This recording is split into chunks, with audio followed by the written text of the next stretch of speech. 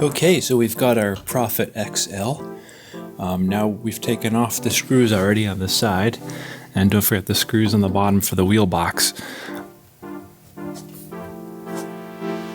Great, so now that it's open, we can take a look at the chips inside. Now here we've got the motherboard, and up here, behind some metal shielding, power supply. Alright, pretty cool. We've got the Prophet opened up, and here's just an overview of the parts.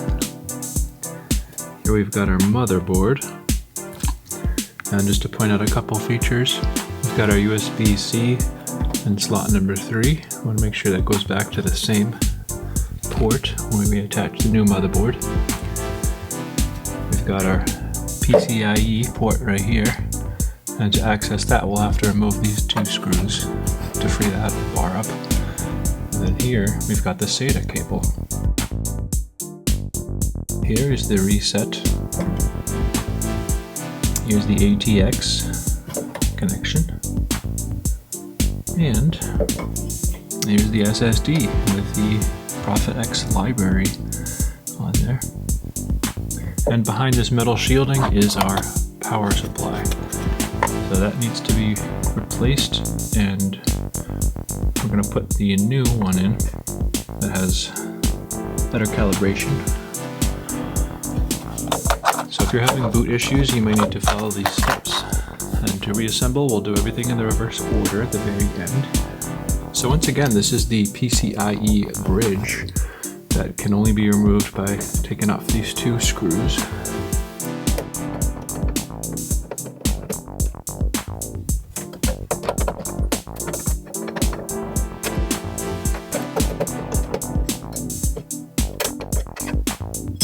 So what we're going to do is pull on both ends simultaneously.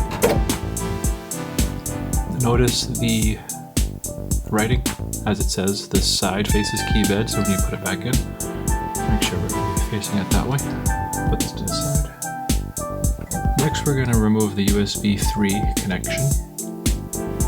It is on the lower of the 2 ports, so remember that when you reinstall. It's important so that it defaults to the USB output.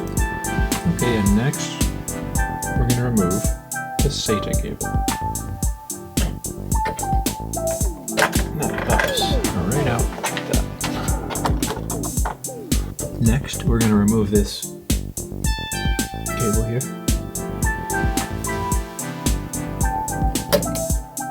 Come straight out, don't pull on the white cable itself. Now pay attention to where that was put in and the orientation. Okay, next will be the ATX connector, this big Larry here. So as you can see, there's a little tab here. We want to pull that up to actually make it come free. Oh wait. Nice. And then once more, this is our power supply connection. Weasel right up there. Great. Last one is the red and black power cable for the IEC. And we're just gonna pull that tab back, pull straight up. So now, take the 4 screws on the power supply and take it out.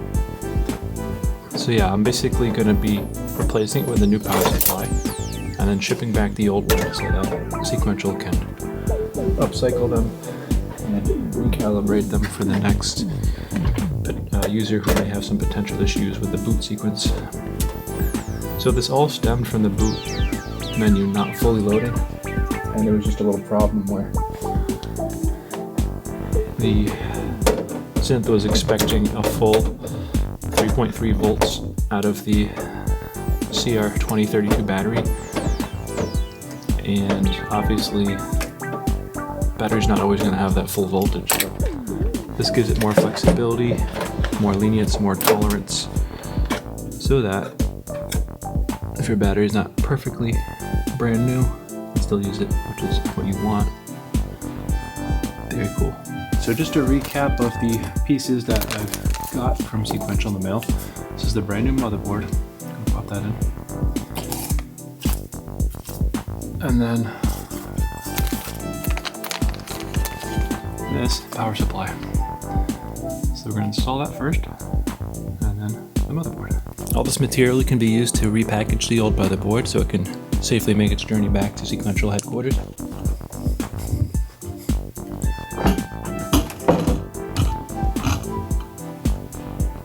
So now with a new power supply, I'm gonna put it down in, and then screwing opposite corners to make sure I will take off the motherboard.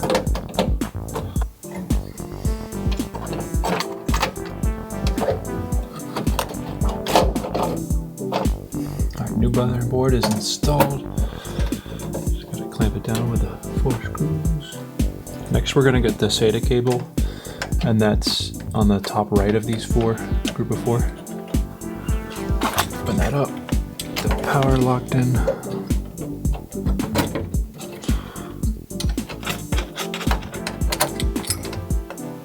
The ATX clicked right in with that security tab.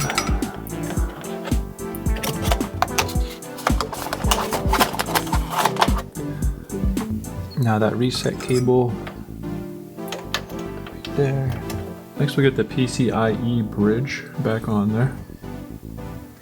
And you want to make sure it's kind of being applied levelly with equal pressure on both sides. Everything feels nice and tight. My connections are good. Double checking.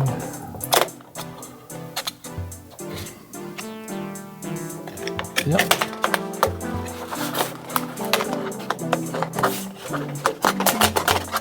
So that's all there is to it, folks. I was a little concerned that it would be harder than I thought it would be, but that appears to be all it is. So, close it back up. Give her a boot. Alright, now to power it on. See what happens.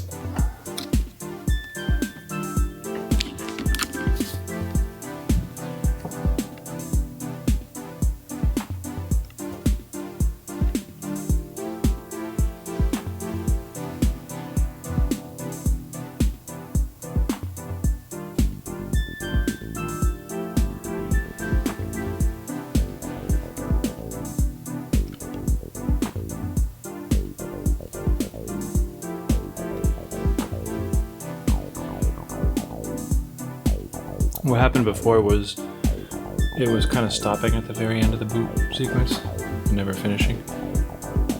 So already it's got to a fuller progress than 90% that it was. Nice. Fully booted, fully working. Amazing keyboard, great for soundtracks. Can't wait to start messing around with it again. Alright guys, thanks for tuning in, and if you're going through the same process, let me know if you have any questions. But as always, keep jamming and keep supporting these cool synthesizers.